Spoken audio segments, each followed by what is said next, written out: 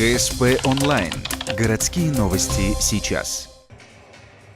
В минувшую субботу в спорткомплексе «Буревестник» прошло первенство и чемпионат Республики Коми по чир-спорту.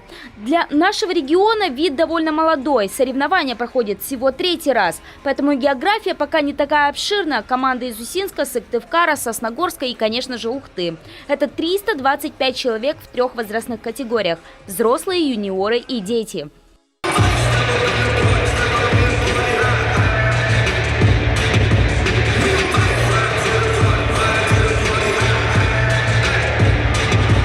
В программе были заявлены стандартные для этого вида дисциплины хип-хоп, фристайл и чирлидинг.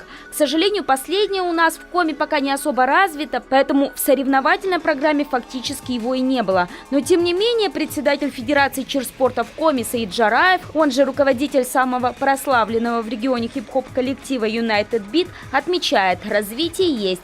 И этот пусть еще такой молодой вид спорта дает таким же молодым творческим ребятам много возможностей. Конечно же, приятно, что получилось так, что регион наш подключился, будучи как бы в лидерах вообще в России в плане танцевания по хип-хопу. И для детей, и для подростков вообще стало очень удобно перестроиться именно в эту федерацию и стать спортсменами. И уже многие достигли, имеют какие-то достижения. Кандидаты мастера спорта, есть мастера спорта. В общем, это как бы дало новое движение, когда это все приобрело именно спортивные рамки. Проявить свои таланты спортсмены смогут уже скоро, на высоком уровне. В конце февраля победители и призеры отправятся на чемпионат России. Путевку в Москву выиграли в 5 номинациях ухтинцы и еще в одной сыктывкарская команда.